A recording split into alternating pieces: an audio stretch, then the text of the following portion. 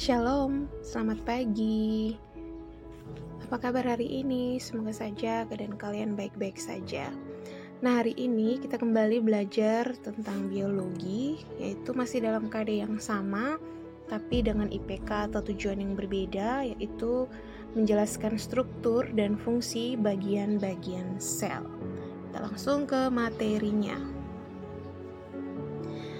Nah, sel itu sendiri seperti yang sudah kalian pelajari pada waktu kelas 10, ada dua, ada namanya sel prokariotik dan sel eukariotik. Dan ini perbedaannya terletak dari ada tidaknya membran inti sel yang menyelubungi inti sel. Kalau prokariotik, inti selnya itu tidak terselubung oleh membran sehingga inti selnya ini berada bebas pada sitoplasma. Sedangkan kalau eukariotik, inti selnya diselubungi oleh membran inti sel. Nah, contoh dari prokariotik itu adalah makhluk hidup bersel satu seperti protozoa, sedangkan kalau eukariotik contohnya ada pada sel hewan, sel manusia maupun sel tumbuhan. Untuk sel ini sendiri, dia terbagi atas 3 komponen. Jadi ada membran sel atau selaput luar yang menyelubungi sel. Lalu ada sitoplasma atau cairan sel yang berisi organel-organel sel. Dan ada inti sel yang berisi materi genetik. Yang pertama, membran sel. Nah, membran sel ini dikatakan juga sebagai membran plasma, merupakan bagian sel yang paling luar yang membatasi isi sel dan sekitarnya. Membran sel ini memiliki beberapa fungsi, yaitu melindungi sel, mengatur masuk dan keluarnya zat, dan bersifat selektif permeabel. Artinya hanya bisa dilewati oleh senyawa ataupun molekul-molekul tertentu. Lalu kemudian membran sel ini berfungsi sebagai reseptor atau penerima rangsangan dari luar. Nah, membran sel ini dia tersusun atas bahan lipid yaitu fosfolipid sebanyak 2 lapis. Seperti yang kalian lihat di gambar ini, ada bagian atas dan bagian bawah, itu adalah 2 lapis fosfolipid dan juga terdapat karbohidrat dan juga ada proteinnya. Yang selanjutnya adalah dinding sel. Dinding sel ini hanya terdapat pada tumbuhan dan memiliki fungsi untuk memberi bentuk pada sel dan juga untuk melindungi isi sel. Selanjutnya sitoplasma. Sitoplasma ini adalah cairan sel yang seperti gel dan juga disebut koloid atau tidak cair dan juga tidak kental. Nah, sitoplasma ini berfungsi sebagai tempat terdapatnya organel-organel sel dan juga tempat terjadinya reaksi metabolisme. Karena di dalamnya itu terdapat komponen-komponen kimiawi sel seperti karbohidrat, lemak, dan juga protein yang sudah kita pelajari pada pertemuan sebelumnya. Selanjutnya adalah nukleus. Nukleus atau inti sel adalah bagian sel yang memiliki fungsi sebagai pusat pengendali aktivitas daripada sel tersebut. Kenapa? Karena di dalam nukleus itu terdapat kromosom yang ada DNA yang juga berperan sebagai mengatur seluruh aktivitas sel. Selanjutnya kita akan membahas tentang organel-organel sel. Yang pertama ada retikulum endoplasma.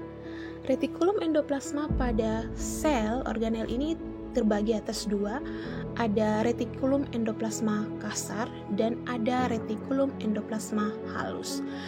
Yang berbeda adalah kalau RE kasar, pada permukaan organelnya itu terdapat ribosom.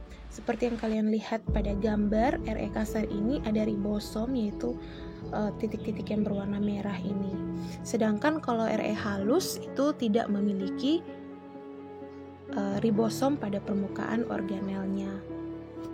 Ya, selain itu juga ada perbedaan fungsi di mana kalau RE kasar itu berfungsi untuk transport dan sintesis protein, sedangkan kalau RE halus dia berfungsi untuk transport dan sintesis lemak.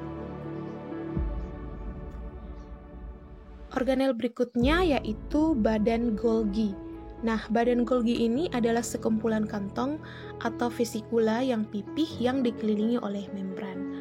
Fungsi dari badan Golgi, dia membentuk kantong-kantong vesikula untuk sekresi, lalu kemudian membentuk membran plasma, dan juga kalau pada sel tumbuhan, badan Golgi ini berperan dalam pembentukan dinding sel.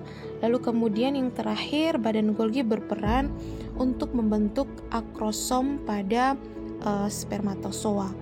Jadi di dalam akrosom ini berisi enzim untuk memecah dinding sel telur dan juga untuk membentuk lisosom. Selanjutnya adalah lisosom. Lisosom ini merupakan kantong yang dikelilingi membran tunggal untuk mencerna makromolekul yang ada di dalam sel. Nah, lisosom ini berisi berbagai jenis enzim untuk memecah polisakarida atau jenis dari karbohidrat, lipid atau fosfolipid, asam nukleat, juga protein. Lalu, lisosom ini juga berperan dalam pencernaan intrasel atau pencernaan yang terjadi di dalam sel. Misalnya, pada amuba, dia akan mengambil makanan dari luar, masuk ke dalam tubuhnya dan mencerna makanan tersebut di dalam selnya sendiri. Lalu kemudian lisosom juga berperan dalam autofagus. Nah, kalau contoh autofagus ini yaitu pada kecebong ketika mau berubah jadi katak, maka ekornya itu secara perlahan akan diserap dan sel-sel ekornya yang kaya akan lisosom itu akan mati dan hasil penghancurannya itu digunakan kembali untuk pertumbuhan sel-sel baru yang berkembang. Selanjutnya adalah peroksisom dan glioksisom. Perbedaannya, kalau peroksisom itu ada pada sel hewan dan juga ada pada sel tumbuhan yang berfungsi untuk menghasilkan enzim katalase. Sedangkan kalau glioksisom itu hanya ada pada tumbuhan yang seperti ada pada lapisan aleron pada biji padi-padian. Selanjutnya adalah mitokondria. Nah, mitokondria ini adalah organel penghasil energi sel atau disebut juga untuk respirasi sel. Mitokondria seperti kalian lihat di gambar ini, dia mempunyai dua lapisan membran, yaitu lapisan membran dalam dan membran luar. Kalau membran luar, dia memiliki permukaan yang halus, sedangkan kalau membran dalam itu berlekuk-lekuk. Dan lekukan ini disebut sebagai krista. Selanjutnya adalah plastida. Plastida ini hanya berada atau ditemukan pada tumbuhan. Ada 3 macam plastida, yaitu chromoplast, leukoplast, dan juga chloroplast. Yang kalian lihat pada gambar ini adalah gambar dari chloroplast, di mana tilakoidnya ini itu yang mengandung klorofil. Selanjutnya adalah vakuola. Vakuola ini umumnya terdapat pada sel tumbuhan dan berukuran sangat besar. Kalaupun ada pada sel hewan, itu ada pada hewan yang bersel satu seperti protozoa yang memiliki vakuola kontraktil atau vakuola yang berdenyut. Selanjutnya adalah sentriol. Sentriol ini merupakan kumpulan mikrotubulus seperti yang sudah kalian lihat di gambar yang berperan dalam pembelahan sel secara mitosis maupun meiosis. Jadi nanti kalau kita belajar tentang pembelahan sel, kita akan lihat dengan jelas letak dari sentriol ini. Dan ini adalah gambar keseluruhan dari perbedaan sel hewan dan sel tumbuhan. Bisa kalian amati, ada organel-organel atau bagian sel yang tidak dimiliki oleh hewan tetapi dimiliki oleh tumbuhan. Dan ini adalah bagan atau tabel perbedaan dari sel tumbuhan dan sel hewan. Jadi kalian bisa lihat di sini, misalnya kalau sentriol pada sel tumbuhan itu tidak ada, sedangkan pada sel hewan ada. Plastida pada tumbuhan itu ada, sedangkan pada sel hewan itu tidak ada. Dan untuk perbedaan yang lain bisa kalian amati atau kalian lihat secara langsung.